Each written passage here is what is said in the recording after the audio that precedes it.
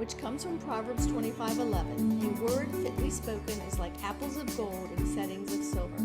The written word is a precious treasure. We want to preserve written knowledge for God's glory and as an anchor to the history of the church and its classical conversations. We hope to encourage the reading of words and of the word.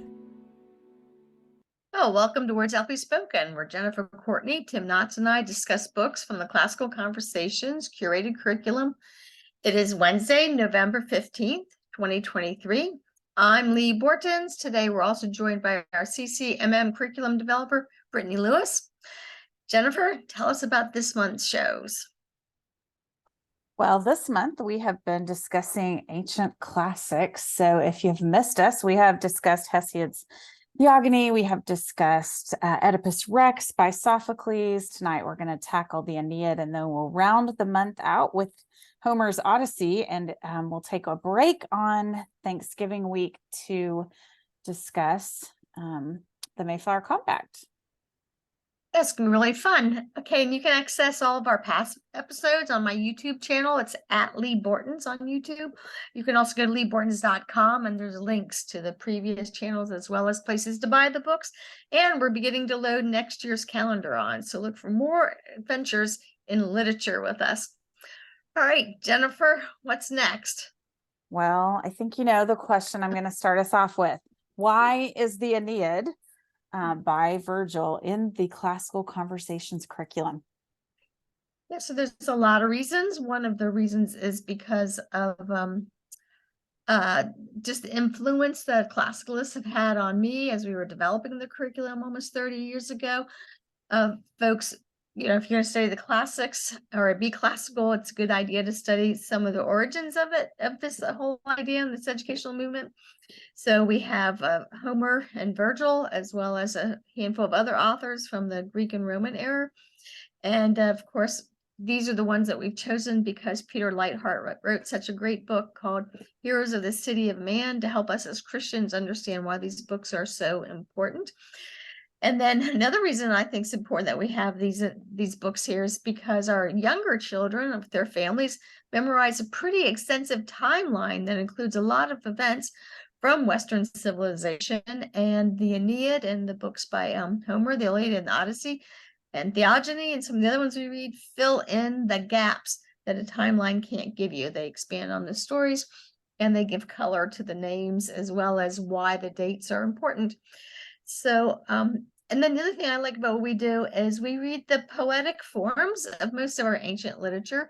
And that's one of the reasons we say for challenge 4 is because our children are older. They're young adults at that point, and they can dig into the difficult writing compared to somebody that's really just learning phonics or learning how to read big ideas. So there's a lot of reasons for Virgil to be part of what we're doing. Those are good. And I wanted to highlight a couple of them. As you were talking, Lee, I was thinking of that idea of filling in the timeline. I'm going to give a spoiler on our own episode. We're going to talk about why the timing of Virgil writing the Aeneid is so important to us as Christians and why that timeline matters. So that's an exciting look into this episode. And then I loved what you said about the poetic forms and how we save that for the older kids, but we get a chance to do both of those things with the Aeneid because our Challenge 4 students also are looking at it in the Latin. So I would say in the Latin, they're much more at the phonics stage. Yes. Most of them trying to piece out the words and compare it to the English. So it's fun to be at both of those stages, both thinking about the poetry and then also piecing together the words from the original. So, well, you know, somebody that loves words digs into words, and to be able to show these 17, 18-year-olds that studying it in both English and Latin forces you to slow down and to really understand what the words on the page are saying to you. And, you know, it's a pretty big book. So not all the students get all the way through, but by studying it in the Latin, it really makes them slow down. Yeah, absolutely. All right. Well, so I mentioned the other classics that we've been discussing this month, and they've all been from ancient Greece. So now we're going to take a little hop a little further west and go to Rome for the evening. So Brittany, why don't you tell us who these characters are and what the setting is, and give us a little background on this story. Sure. So it is the tale of what happens after the Trojan War from the Roman perspective, because it begins in Troy and ends in the Roman area where they are going to found the new Rome. And so we have a wandering prince who is a Trojan named Aeneas. He's been rescued out of, by divine act, out of the Iliad. In book 20, we learn, and when we're reading Homer's Iliad, that he's been rescued in order to go and found the Roman people, which will be kind of like the new Troy. And so we have him. He's leading a band of surviving families who have fled Troy. He's got his father with him Anchises and his young son Ascanius. And along the way, he meets, he deals with the gods, in particular Juno, who does not like him, or Hera, if you're Greek. And Jupiter is involved, or Zeus, if you're thinking in the Greek way. And then he meets Dido in Carthage and has some relations with her and is tempted to stay there. And then he goes to Latium, which is Italy, and meets King Latinus and Queen Anata and their daughter Lavinia eventually. And then as well as Turnus, who's a local prince who's hoping to marry Lavinia. So the background is that after 10 years of fighting, defending Troy with his countrymen, he is commanded by the gods to leave his beloved city, which he wants to desperately defend and die with his brethren, and take his family and some surviving families and make their journey across the Mediterranean to eventually Rome to found the Roman people. Wow. Does that give us enough of the characters? I think so. I like that you brought us from the Iliad and the action there between the Greeks and the Trojans to having this man Aeneas lead the refugees out and over to Rome. And that's, again, going back to Lee's timeline, we're moving from, the Greek Empire being ascendant to now the Roman Empire is ascending on the world stage. And that's where we are here. We're learning about the beginning of that here in Virgil's poem. So I think that's a great segue to the idea that we've been discussing for a few weeks now, just not poetry not being private, which is what we tend to think about it in the modern world. I read a poem that speaks to me privately. We don't tend to think as much about it being a public act, except at times of inaugurations. And then we think about public poetry again. But generally speaking, we think of it being more private. And as we've talked about the ancients, that poetry was very public, and it also played a role in politics. So, Tim, how does Virgil fit into that tradition that we were talking about with the Greeks? Yeah, so this is in essence an attempt to write an origin story. Like our modern audience will probably know origin stories well from all the superhero stories that are out there these days. But while Homer had written his epics, the Iliad and the Odyssey, sort of lauding what Greek civilization was all about. What did it mean to be civilized, to uphold honor and to exhibit hospitality? Virgil was writing much later. He wrote this epic poem in about the 1st century BC. And he was writing about things that happened much earlier than even he was alive. So Romulus, according to tradition, founded the sort of the city-state of Rome in the 8th century BC. And these events with Aeneas fleeing the fall of Troy would have, according to this traditional timeline, of course, it's all mythology, but were it real, it would have happened around the 12th century BC. So more than 1,000 years earlier than Virgil was writing. So he wrote this story that sort of wove together elements of things that were already in existence. That Homer, of course, had talked about Aeneas in the Iliad and the Great Battle of Troy. There were other myths floating around about Aeneas's wanderings and the sort of pre-founding of Troy. But Virgil put it all together, and he did so Because at the time that he was writing, this was under Caesar Augustus, the Roman Empire had really expanded out and was including a lot of different people groups that um, maybe didn't have the same understanding of what it meant to be Roman. And so he was giving them um, these aspirations of like, be like your founder, be like Aeneas, who had great personal character, had fortitude, was pious, and uh, and he was doing it in the sense that there was this idea that Rome, because its founder was so great, right, Aeneas, was better than the Greeks because he came out of the whole Greek thing, much like the Roman culture came out of much of Greek culture. The Romans were better than Carthage because he had gone and hung out with Dido and decided that no, Carthage wasn't the right place. He had something better in the offing that was going to be Rome, and that's where he went. And so Aeneas is inspirational in his personal character. He's sort of the idea glue that Virgil was looking to hold together sort of the high ideals of Roman culture as much as they still existed or could be rekindled in his time. Yeah. Something I'd like to add for the political part is when I was reviewing this book, and I did some map studies in order to really understand where these cities were. And it reminded me of exactly what's going on now politically across the globe. There's a war, and Mhm. somebody is lost, and he has to wander around the Mediterranean trying to figure out where's home. And it made me think of what's going on now over in the Middle East and on the Mediterranean, and not just Ukraine and Israel, which are horrible, but also the Armenians, and then what's happening in Sudan. There's so many people that are right now that have lost wars, and they're trying to figure out where they're supposed to live. And so it's always, looking for home is always a story that's interesting. Yeah.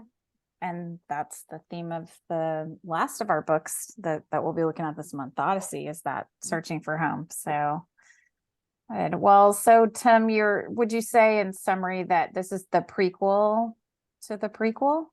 So Romulus and Remus would be the prequel to Rome. This is the prequel to Romulus and Remus. Is that fair? Yeah, there's all sorts of things that Virgil weaves into the story that Aeneas gets as prophecies, but are actually things that Virgil is looking back on. So he's sort of pre-writing prophecy into his story for Aeneas that surprise, surprise, got fulfilled. A little different from biblical prophecy, right? Which goes in the other order. Good.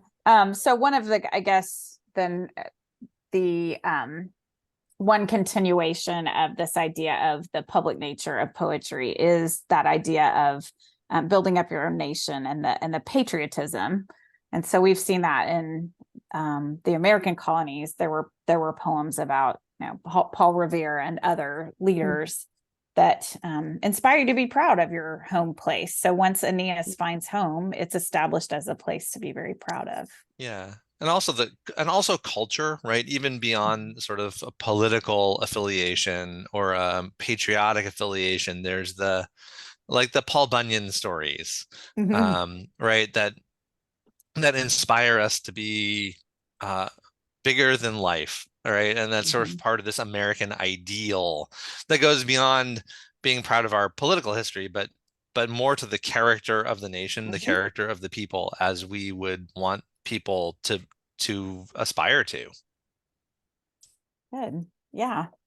Well, that's a good place for us to talk about Aeneas here. So you mentioned him as being pious, and that is the epithet that's most associated with him throughout the poem is him being pious. So I guess what does that mean, and what kinds of conflicts does he have to face throughout the poem in order to found Rome and also remain worthy of the name pious? What do you guys think? Is it man versus man, nature, society, himself, the gods, all of the above?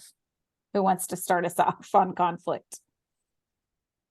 Well, the definition of pious oftentimes has religious connotations, and of course the book's full of gods. but my understanding of Aeneid or Aeneas is that he was pious in many ways towards what family meant, towards what country meant, to the soldiers he worked with. In other words, he was very respectful and wanted to be known as being respectful, and that's why he was called pious. Yeah, I think it's an all of the above, because it's sort of this thorough testing that he goes through.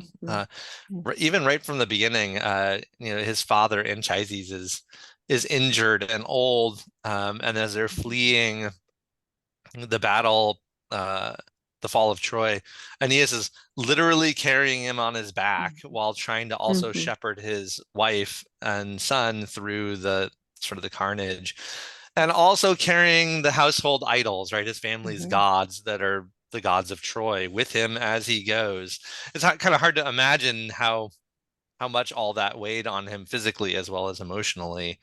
And so this test, there's a physical testing of him, and there's this emotional testing, because as he's fleeing, his wife, they lose contact. She lets go of his hand, and he's warned by the gods that if he turns around to go back for her, that they'll all die, and so he has to go on. And she actually calls out and tells him to go, and it's really like it pulls on the heartstrings. But he goes through a lot of these sort of man versus situations that test his piety in all sorts of different ways.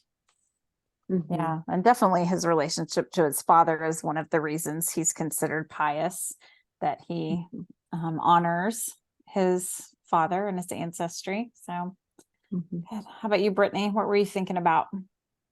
I was thinking about him being tempted so many times to stay. His heart kept turning back. There's a great chart I remember in Henley when we're trying to translate it from Latin that kind of charts the different temptations that he's facing, and then the word from the gods that turns him back to follow the path he's supposed to stay on. So I was thinking about man versus himself. It's definitely man versus man, because there's a war going on in multiple places. He has to fight. He eventually has to fight in Rome over another girl, essentially. And then so he's conflicted with himself, and then he's also got this conflict with the gods opposing him, because Juno does not like him. She knows that he's destined to go to Carthage, her favorite place in the world, and that he won't be founding his Roman people there, that eventually they're going to be destroyed by the people he does found. And so she's adamantly opposing him and causing all kinds of things. And he even gets opposed by the dark spirits of the underworld that are called by various people to cause chaos.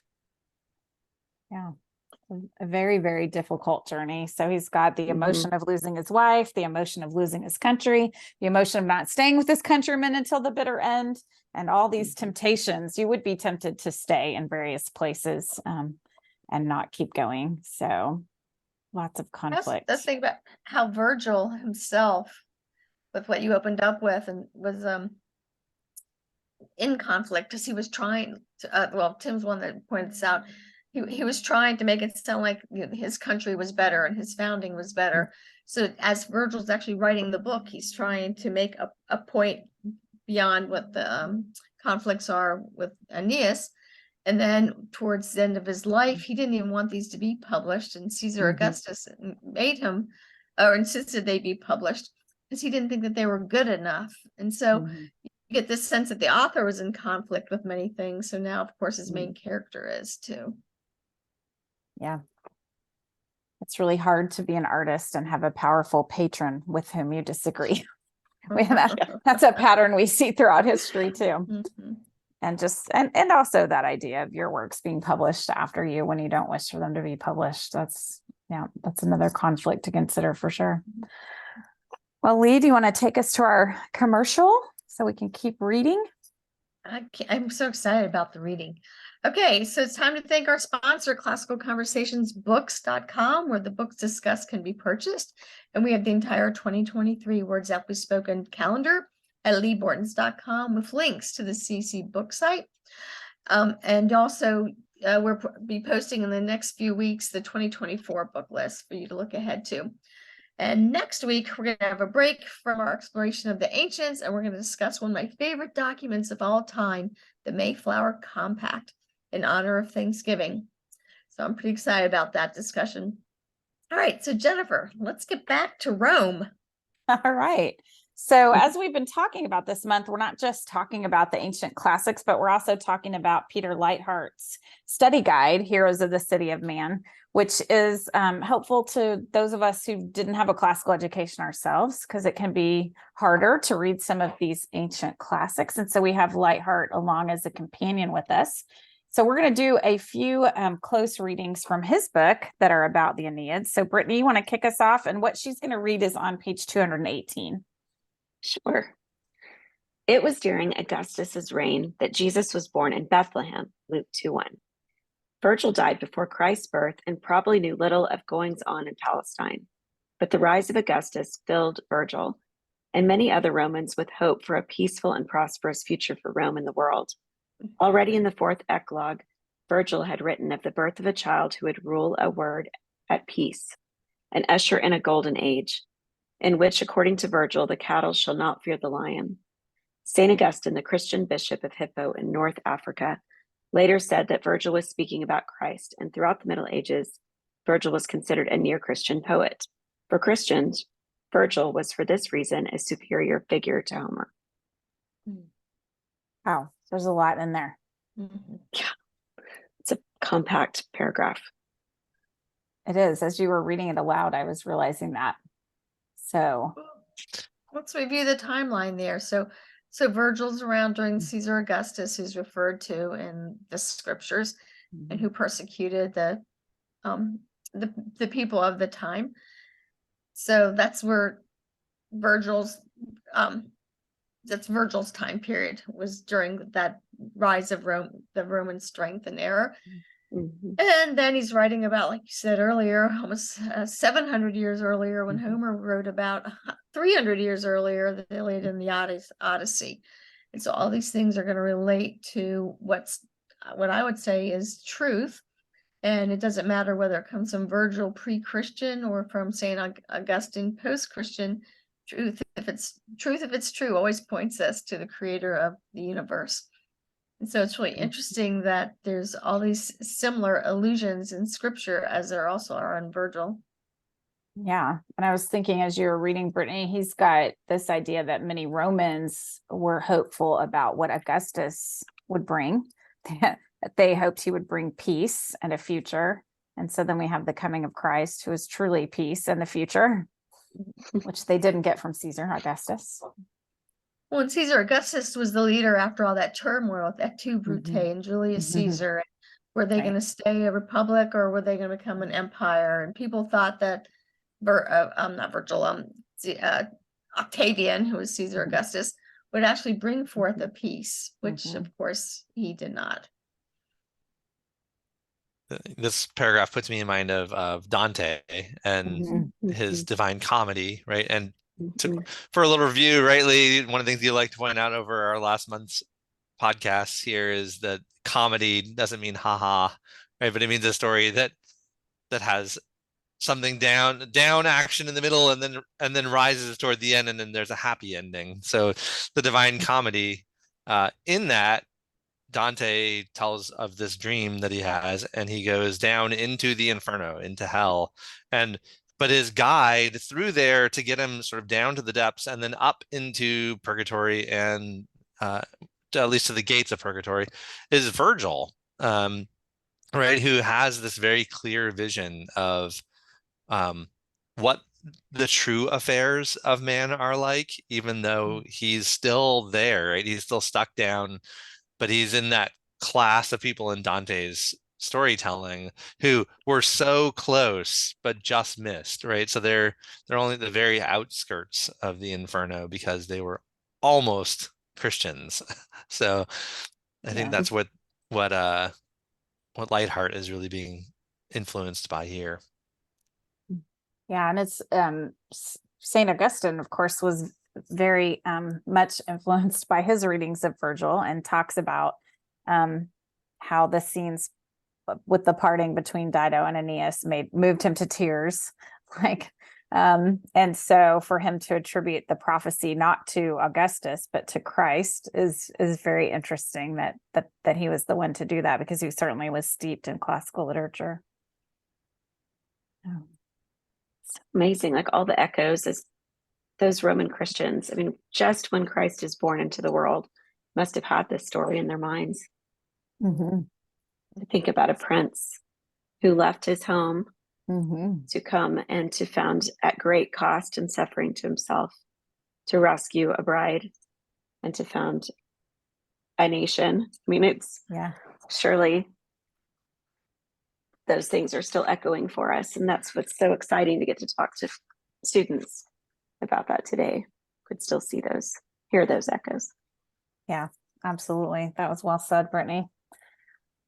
Well, let's think about Aeneas as our epic hero here. And so we often think about, Tim mentioned the superhero movies earlier, and typically in those movies, they either have superhuman strength or superhuman brains. These seem to be the two varieties, and some movies have both. Some of them are packed with both a brainy hero and a brawny hero. But Virgil gives us kind of a different kind of man here in Aeneas. So Tim, do you want to read this next passage from Leithart for us? And this is from page 221. Sure. He is neither swift nor a man of twists and turns. Instead, his outstanding heroic quality is pietas, the Latin word that is the source of our English word piety. This word, however, meant something quite different for Virgil than it does for us. When we say someone is pious, we mean he is devoted to God, but the word often carries the connotation that the pious person is unconcerned about the rough business of life, fighting wars, administering justice, founding cities, and so on. For the Romans and for Christians, at least until the time of the Reformation, piety meant devotion to one's duty, whether to God or to others.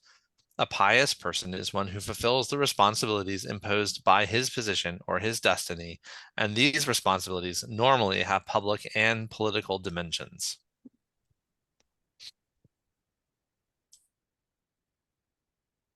Sometimes I wonder if that word is hard for our modern readers because they think of pious negatively, that it means someone who is self-righteous and looking down upon others for not being quite as righteous. We blame that on Hawthorne. Yes, probably. Yes, probably. I'm open to that. So just these quotes, the last one in this one, remind me why in Challenge we have this book, which we'll talk more about in 2 weeks, the Heroes of the City of Man. Like when you ended with the last one saying, for Christians, Virgil was this reason a superior figure to Homer. And now we're down here talking about what piety is. These are things that are very difficult to pull out of ancient reading by moderns who don't even think in these terms at all. I know I struggled with it. And this is one reason I just love having this study guide of someone who has thought about this literature deeply and in light of both modern times and our Christian faith. And so this makes me want to be pious, this quote. I love that, Lee. I think especially of my male students sometimes, because I don't know why I had in my mind that piety sounds feminine in the way that we use it now. And so I like to show them pictures of Aeneas captured in sculpture, because he's usually this warrior who's got his father, his little child, and his gods, to be so wholeheartedly trying to honor all of these things at once is inspiring, even though he's pagan. Yeah, Lee, it's also really good on top of having these helpful descriptions of what these words mean, to then turn back to the text itself and to read in what ways does Aeneas demonstrate this sort of piety, right? That it's not just a simple word or even just a little paragraph that we can give, but it's something that has to be lived out and shown over and over and over in different circumstances. Aeneas is tempted to stay in different places all along his journey for a whole variety of different reasons. And every time they're good reasons. And sometimes it's his own people who are urging him to stop and not go on looking for Rome.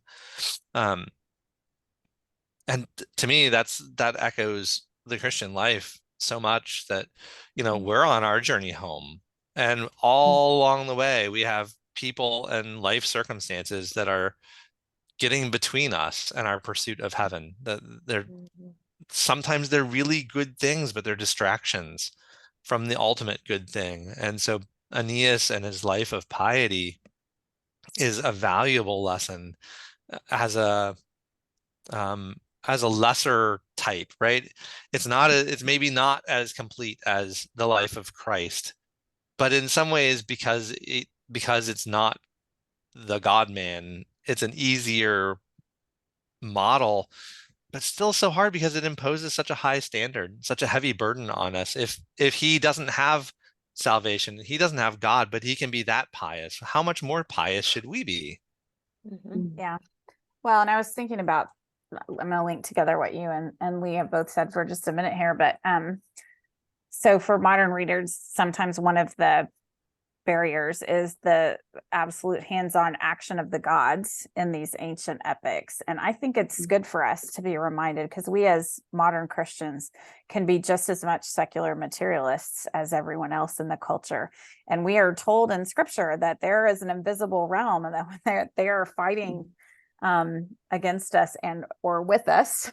And so I think it's important that these stories remind us that some of those obstacles that you described, Tim, are not people and circumstances, but they're the invisible powers. And it's good for us to be reminded that not everything is this material world, that we do have supernatural helpers. And so Well, also like in Challenge, we get the students set up in the sense of them reading Pilgrim's Progress, which is a much easier read. Mhm. And they do it earlier, and that's actually a Christian on his journey home.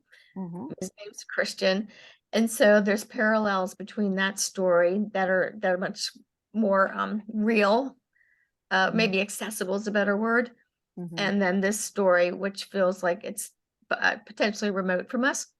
But it's another thing that C.S. Lewis said is someone who's literate is somebody that reads the same books over and over again.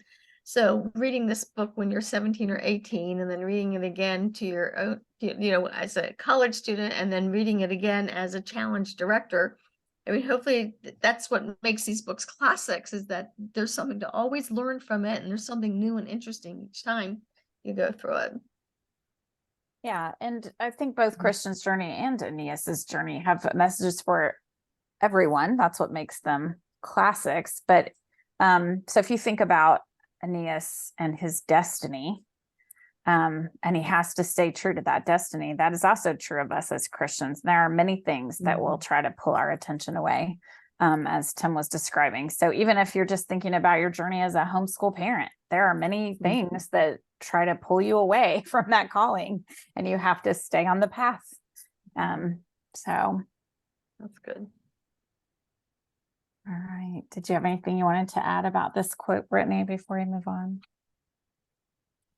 I was listening to what all of you were so wonderfully stating,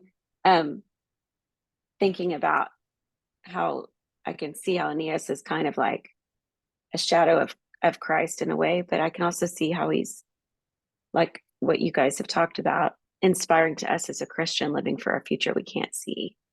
That's something new, I think, in the Aeneid that's not in the Odyssey or the Iliad. They weren't really thinking about the future destiny, but in the joy that he has after he goes down into Hades, has that vision, is called by his new name and comes back up, and then takes the like shield on his shoulder. I mean, I just think it's such a beautiful, it is a lot like Pilgrim's Progress.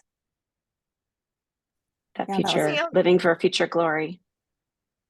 Yeah, any of you challenge students out there looking for a comparison essay to write, that's going to be a good one. That would be a good one. Yeah, it'd be a great one. Also, the word responsibilities, I think we don't know what that means anymore. It's like kind of a lighter note. Well, like through the math map, we're trying to help people show how math can help you to see the unseen, how some abstract ideas can connect you to a God that's not concrete, right? He was incarnate before, but now he's here with his spirit. And so one of the responsibilities of appreciating art and beauty is to spend time with it and to keep looking at it until you actually see what you're meant to see. It reminds me of like teaching our children to find shark's teeth on the beach. You don't just go and find them. It does not work that way. You have to sit down and look carefully and be patient and contrast all those colors and shapes and small things.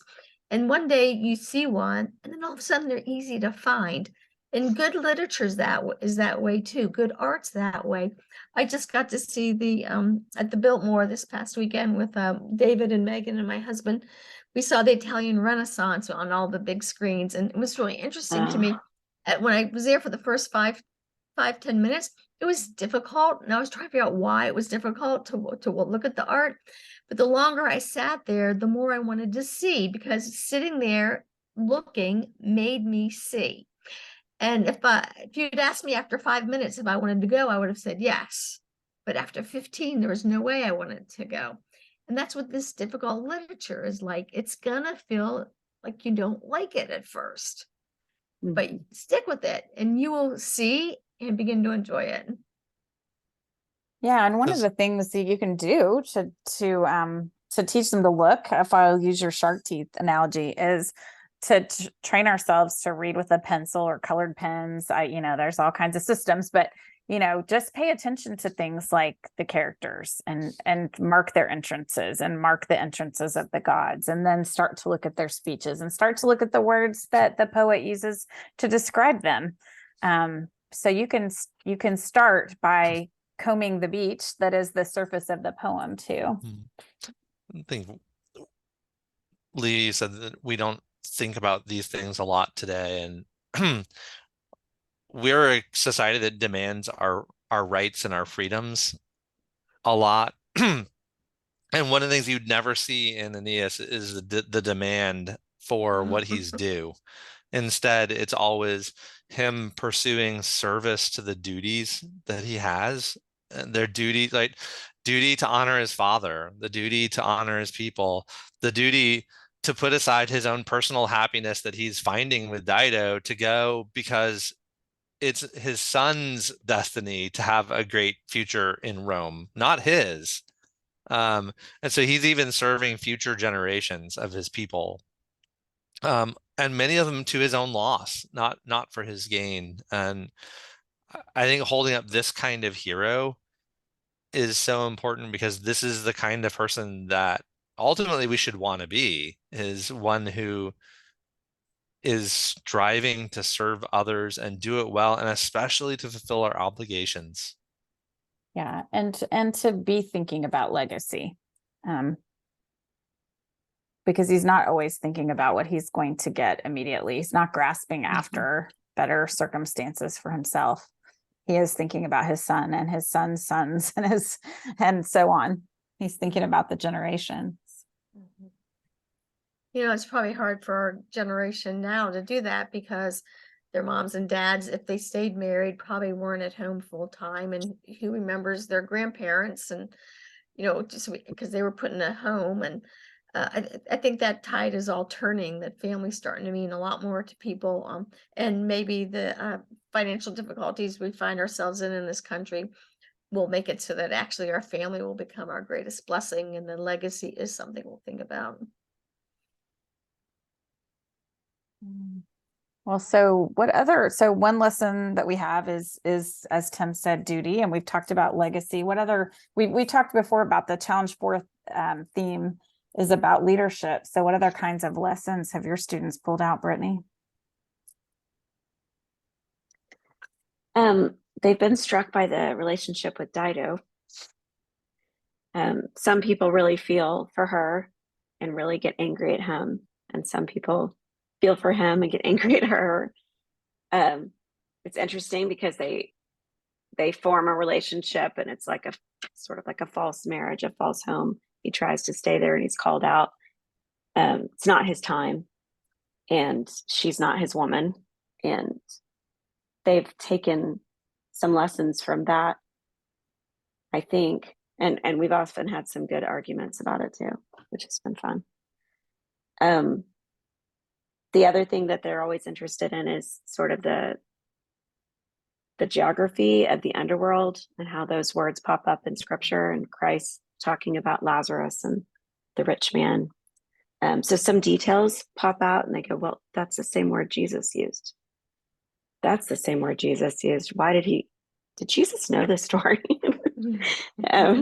So we've had some good conversations, and just the general questions that I think we ask. What is a good leader like? What's a good man like? What's a good woman like?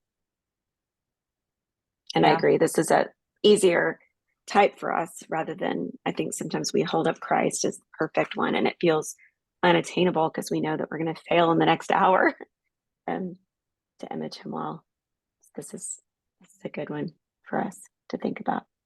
Yeah, I think it's interesting that you're having the same experience that I always have with my students, that you think that this older literature might not, I think they think it might not speak to them. And then they find themselves growing very passionate about the very same stories that all the way back St. Augustine was passionate about, and they are learning similar lessons. And there's that great continuity that comes with stories that bind us together and that do teach us without a lecture. They teach us how to be braver and more honorable and more pious. Wow. Okay, but we're almost out of time. Do you want to ask your question about Patria and Piatus? I kind of want you to do that. Okay, so most of you, if you've listened to a lot of our conversations, will know that we often go back at the end and talk about titles. And this time I wanted us to talk about Leithart's title to the chapter. So this is not Virgil's title, but Leithart's chapter about the Aeneid. He titles it Patria and Pietas. So now that we've had time to think about Aeneas and his journey, what do you guys think about the literal meanings of these words, and what is it a good summary of the Aeneid? Yeah, one of the reasons I wanted you to talk about it was because I can't remember very well his father, and except that he was important to him. And Patria, of course, refers to father, and then fatherland, and finding that homeland. So could one of you let me know why was his dad so important? So at the beginning, like I mentioned, he's carrying his father out of Troy. His father sort of urges him on at that point, and later he passes away on another island while on the way to Rome. He doesn't make it there, but later when Aeneas goes down into the underworld, he re-encounters his father's ghost, and his father gives him more encouragement and more words of wise counsel that really are the key to him pressing on and going and succeeding when he arrives in Rome. But it's not just the one-to-one relationship of Aeneas to his father that's important. It's Aeneas to his fathers. It's right. Mm-hmm. It's his people that have come before him that are both a burden on him, like this obligation to live up to the family name, but also the great strength that they give him in the fact that they've built so much for him to carry forward and to build upon. And then so now he's the inflection point, right? Will he be the weak link and break this chain of great men who've lived up to their obligations, or will he stand the test and pass on to his children what he received? And so I think that's really such an important part of the book. Yeah, and that's a good, so one aspect of what you said is a good lesson for our students, and they see it also in the Iliad with the character of Nestor, that it is important to listen to the wise words of the older men, and for the women to sometimes get wise words from the older women. And there's a reason that at the beginning of the Odyssey, Athena appears as the mentor. That there is a consistency in these ancient cultures of listening to the wisdom of the past and upholding that tradition. Well, and I imagine this book, like most ancient books, was memorized more than read on paper. So listening. Yeah, listening to those wise words. That's good. All right. Well, with that, thanks for listening, everyone. Let's keep reading and let's keep the conversation going. We'll see you next week. Bye, guys. Bye.